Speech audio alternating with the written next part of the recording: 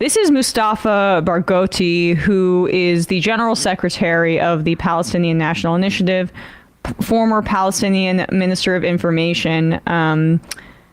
Mustafa went on Fareed Zakaria's CNN show yesterday, and it is shocking because there is such a Palestinian voices on mainstream media could not be more lacking, and some things are changing. We'll show a graph that was in the New York Times today on the website that is a much better picture of what the conflict has really looked like, what the occupation, what the apartheid has looked like for decades than had been portrayed by those same news sources maybe 10 years ago. So there is some very faint silver lining in terms of, I guess, rhetoric here. But this is also a part of it here. So you don't normally hear this kind of stuff on an outlet like CNN, which is why I thought it was notable to play it. Here we go. Israeli territory. Political leader Ismail Haniyeh has blamed the violence squarely on Israel's occupation of Palestinian land. For another Palestinian viewpoint, I wanted to bring in Dr. Mustafa Barghouti. He is a former information minister for the Palestinian government, which is in control of parts of the West Bank, but does not control Gaza. Welcome, Minister. I again want to just make sure that viewers understand that the Palestinian Authority has been an opponent of Hamas, so you are not in any way affiliated with Hamas. You represent the Palestinian Authority, which has control over parts of the West Bank. All that said, what is your reaction to what you have seen so far? Well, first of all, I am not part of the Palestinian Authority. As a matter of fact, I represent a democratic Palestinian movement called Palestinian National Initiative, which is non-Fatah and non-Hamas. And we're of course, I am not affiliated with Hamas. But I think this situation that has evolved is a direct result of the continuation of the longest occupation in modern history. Israeli occupation of Palestinian land since 1967. This is 56 years of occupation that has transformed into a system of apartheid, a much worse apartheid than what prevailed in South Africa.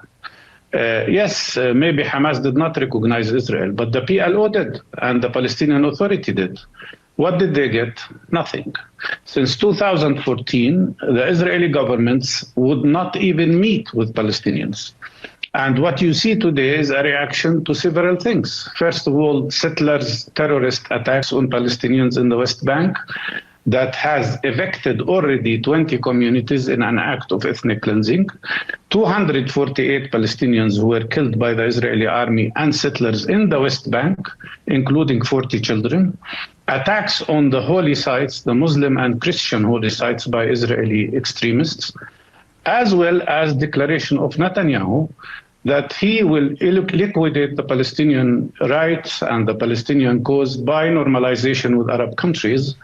And he dared even to go to the United Nations and carried in the United Nations a map of Israel, which included the whole of the West Bank, all of Gaza, all of Jerusalem, as well as the Golan Heights. He declared the annexation of the occupied territories. So, of course, Palestinians turn to resistance because they see that this is the only way for them to get their rights. The question here is not about dehumanizing Palestinians as is happening and calling them terrorists. It's about asking the question, why the United States supports Ukraine in fighting what they call occupation, while here they are supporting the occupier who continues to occupy us. Yes, and there's like a moment of Fareed Zakaria not really fully comprehending it, and then they move on to another question. And I think he makes a claim at one point that the targets of Hamas at this point were military targets, which is not true.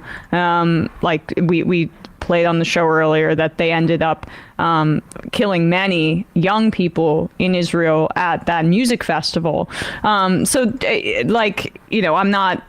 don't know enough about this particular man to make a claim on, I guess, everything he's ever said or done, right? But that point there is completely 100% true. It is impossible to square the circle of our stated reasons behind our support for the people of Ukraine, which I think is just, versus our reasoning for supporting Israel, because in those instances, the parties that are the colonizing parties, the parties that are not respecting the borders, the sovereignty of nations, that are oppressing a certain people that has less power, those parties are Russia, and that party is Israel in that instance. And what he says too about Netanyahu being deliberately provocative and going to the United Nations with that map that included the Palestinian territories as a part of Israel. That was a deliberately provocative move by Netanyahu a few weeks or months back. I'm forgetting the timeline. And as we discussed with Orly Noy, Netanyahu's boxing out of Palestinians in any talks and going to Arab partners and trying to normalize things like with Saudi Arabia. They're past allies of Palestinians who had at least kind of stood in solidarity with their plight, as the fact that had been happening meant that they were feeling completely cut off from any hope of their suffering being alleviated, as well as Netanyahu's green lighting of the settlements and the pogroms that continue without any kind of pushback. The Israeli Supreme Court, their entire judicial apparatus, says, no, don't worry. It doesn't matter if you have ancestral rights to this home. You don't have documentation. So Israel has a right to take it for, quote, military exercises or whatever excuse that they give. There's been no hope. There's been no hope. And so that is the context of this attack in Israel. And Hamas's tactics are, the death is horrific. It's horrible. It's condemnable. It's not hard to condemn the killing of civilians in that way. What is the greater story here is that the violence is within the context of the occupation, and that there's one party here that has all the power, that has disproportionate money, technology, influence on the international stage, that has the capacity right now to end the violence and begin to talk and reconciliation, and efforts to really make Palestinian voices heard, as opposed to being occupied in an open air prison where the average age is under 20 years old, or median, I should say, because there's very limited electricity. 90% of the water people in Gaza do not have access to clean water. There's very little food, let alone the barrage of attacks in these highly concentrated areas in Gaza where people have no place to hide. That is the context that we're talking about here. And one party has the ability to stop that, and that is Israel. And so that is where obviously the blame lies. And that is what the Haaretz editorial board says, that Netanyahu is to blame.